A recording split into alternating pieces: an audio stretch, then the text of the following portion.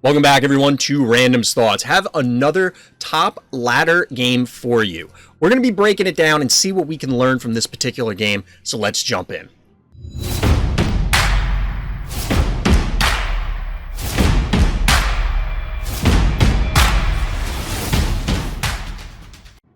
So we're here on Biff's room. It is currently in the rotation by the time this goes live. Maybe it won't be, but it will come back eventually and has proven to be challenging for a variety of players, myself included. Here we have our blue player opening up with a turret opener, which is something that is very common on basically all small maps, and then our orange player will see how they respond.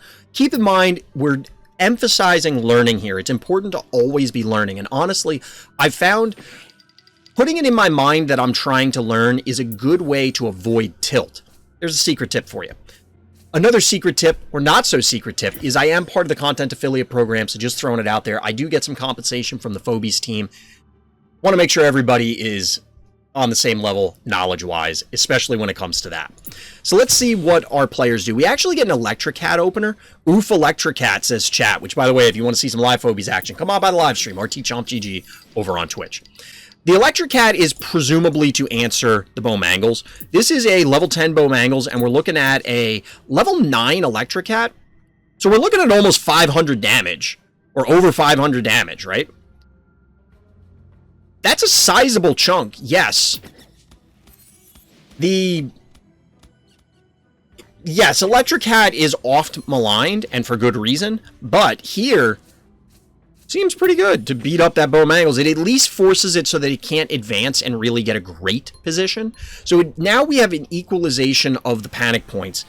Despite that, our bad guy, well, not bad guy, our blue player, I was just doing a game review, so I'm in the mode of saying good guy, bad guy, but our blue player here slides the Bowmangles up and follows up with a second turret. So this is important because, as mentioned, turret openers are very common, especially on small maps. We're going to see if our orange player can actually turn the tide. So we have a single turret to double turret. The positioning from our blue player is significant here. They can't necessarily take this center point for freezies. Reason being is that the Electric Cat can come back in and just claim this center point. But we do get an advance because this is going to prevent the Stabby from actually connecting on the Bowmangles. Yes, Electric Cat's going to put a hurt on it. Yes, Murder Wing can hit it. But no, you can't hit it with Snowball. You could hit it with a Jar, but none of that is going to do enough damage. And since this lives, that means that Cassowary is going to get 2 hits, Leap and Attack, and Bowmangles if it's able to connect. Max Phobies in the Flying V formation here. Little Mighty Ducks action. We do still get the advance. 6 keys were banked for our orange player, 5 for our blue. And we get a Hematic Gin Sting. This has been showing up a lot. Man, you love to see it. Look at that Gin Sting there. Look at that. That's beautiful. Trying to get the health bar to go away.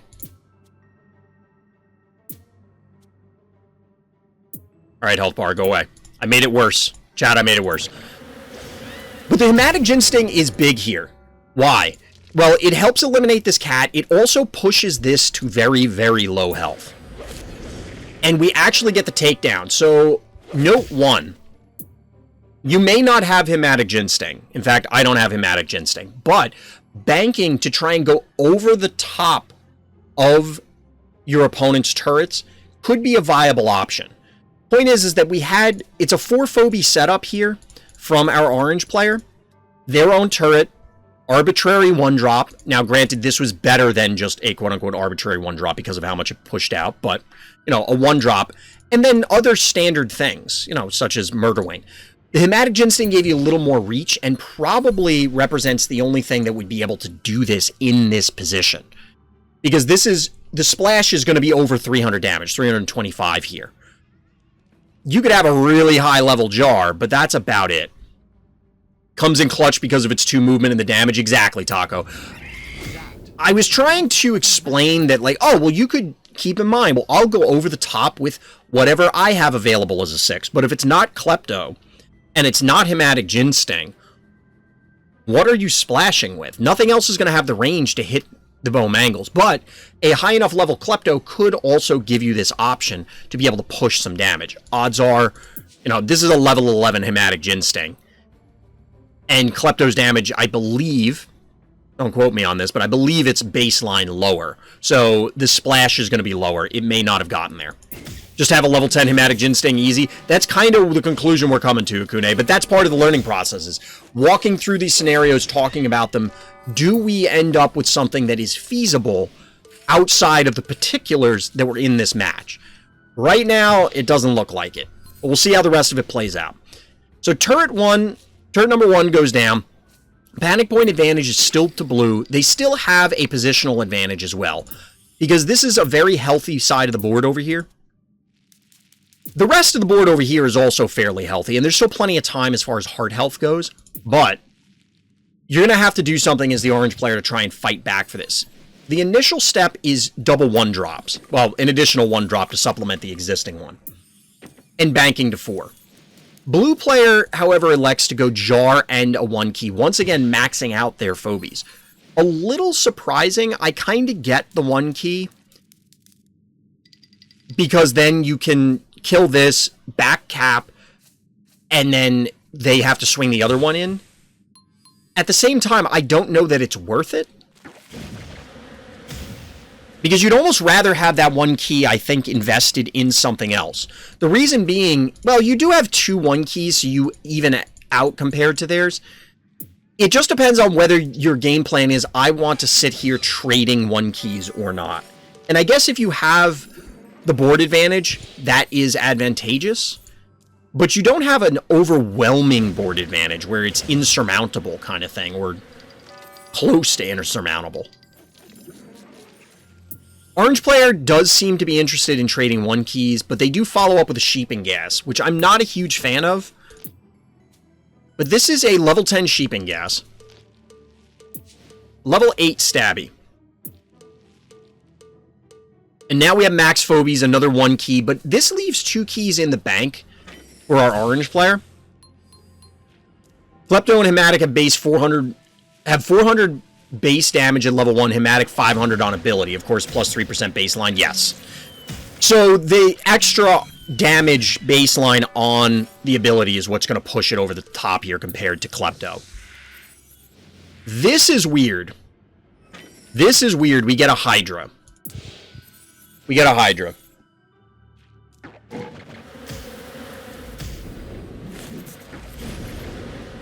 So Hematic's clearly going to eliminate this. Get the inching up of the other phobies, and we get a Ray Chargels. This makes sense.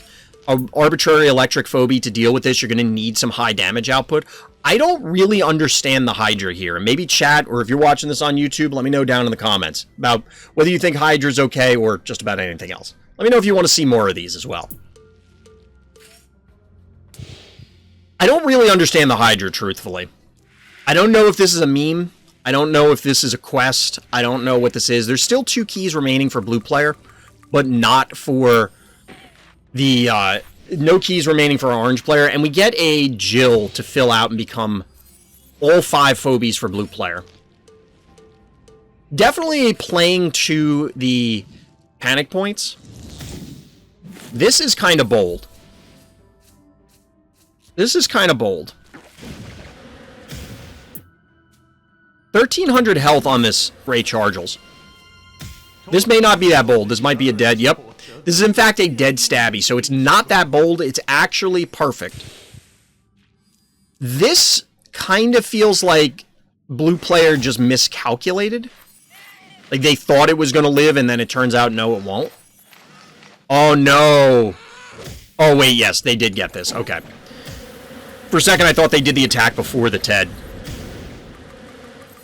So Hematic goes down thanks to a combination of stuff. But this is going to be a great Sheeping Gas hit.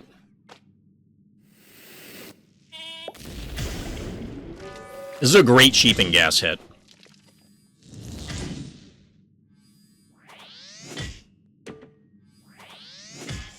Double hits from the Ray Chargels, supplemented with everything else.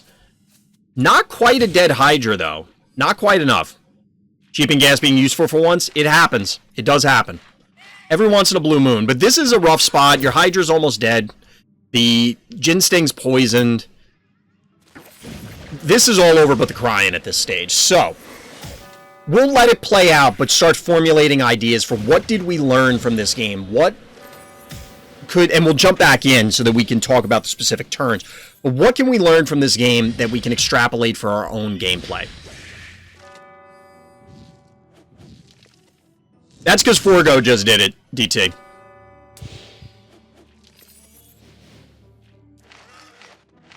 Jill throwing the flashbang. I always manage to find those pauses. I learned that I need higher level phobies. I don't think it's strictly levels. Love the new the webcam. Thank you, Rock Swan. Yeah, I got a little green screen action. So I don't think it's strictly leveled phobies here, Hakune. It obviously plays in. It obviously plays in.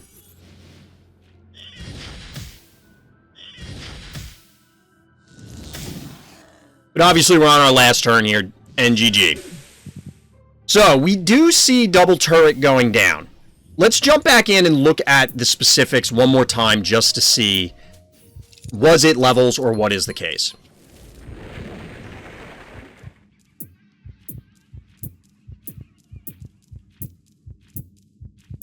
So this is probably the first pivotal turn, right? Yes, I agree, Akune. That was the other point I was going to bring up. So, before we get into that, because that's a later turn, this was the first crucial turn. We saw a bunch of damage going down on this. We don't have a whole lot of damage on blue players' phobies, but the stabbies beat up. And for the most part, this Bowmangle seems pretty healthy, but it is being represented, or there is a bunch of damage being represented. We have almost 600 in this. We have over 500 in this. If Stabby can connect, we're in good shape. That's where Klepto or Hermetic Ginsting come in. There really isn't much else that I can think of, because you're not hitting with Snowball and Jar's not pushing enough damage. There's just, you could clear this out with Jar hypothetically, but that necessitates something else. So you'd have to be like Jar here, maybe Snowball here, or some other range phobie that has 2 movement and costs 3 or less to pop this. Then you get 2 hits from Stabby. You get a hit from this and a hit from this. So right now this is what, 4, 5, 13, 5, 21? I'm counting that right. Never do math on stream. So if I get the number wrong, whatever. So 11 and 8. This will be dead. If 1, 2, 3, 4. So hypothetically, it doesn't have to be the Hematic Ginsting or Klepto here. I think this trade was natural. That's what I'm getting at, Akune. Because of the somewhat aggressive advance here, there's no way that this Bowmangles makes it out. I get the body block here. I understand what the play is with this aggressive push. It ultimately results in a dead Bowmangles, and then you clean up. It's Bowmangles and Cassowary. Bowmangles, Cassowary, and Cat for Electric Cat and Stabby. That obviously favors our orange player, with the exception of the fact that it's still 2-to-1 panic point advantage. And blue player does still have a positional advantage, so they could have played it a little more passively and probably been in a better position. Now, from here, I agree with chat that I think the end of this game was a little mismanaged by our blue player. You're trading keys back and forth, which is fine, but so there's 2 points at the end of the game. One, I still don't understand the Hydra. I don't understand the Hydra here. But then this turn, or is it this turn?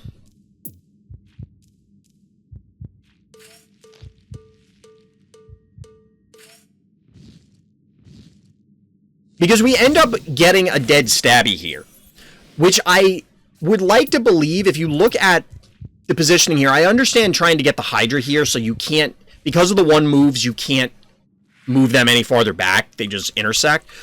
But this is I guess, an aggressive play from our orange player that may not have been expected with this invade that results in the dead stabby. And there just isn't quite enough damage from blue player in order to truly punish it. The Hydra, Undeads, and Jar was not an optimal choice. I don't mind the Undeads. Like, I kind of get it because it's late in the game. If you, as the blue player, think, oh, I can remove a bunch of their phobies, I'll pop out some resurrects so that way they just won't have enough phobies to actually kill them and then truly kill them. It doesn't work out this way because you see a dead Hematic Ginsting, but the rest of this stuff lives, and it ultimately results in a spectacular sheep hit here. Like, this shouldn't have happened. Ultimately, this set of turns, I think, made a mistake, or were mistakes made by our blue player. Mostly due to the choice of Phobies. So it was 3 compounding things, ultimately. It was the aggressive push early on, which allowed our orange player to advance in. It was then, what I'm going to say was an incorrect Phobie selection. And then it ultimately was, well, I don't have a choice with my positioning because of the Phobies, so now I'm dead. And that's kind of what it amounts to. Or at least that's my opinion. Like I said before, YouTube, let me know down in the comments if you feel differently and if you want to see more of these higher level game breakdowns. But that's going to do it for this particular game breakdown. So as always, everybody, thank you for listening. Thank you for watching. And Black Lives Matter.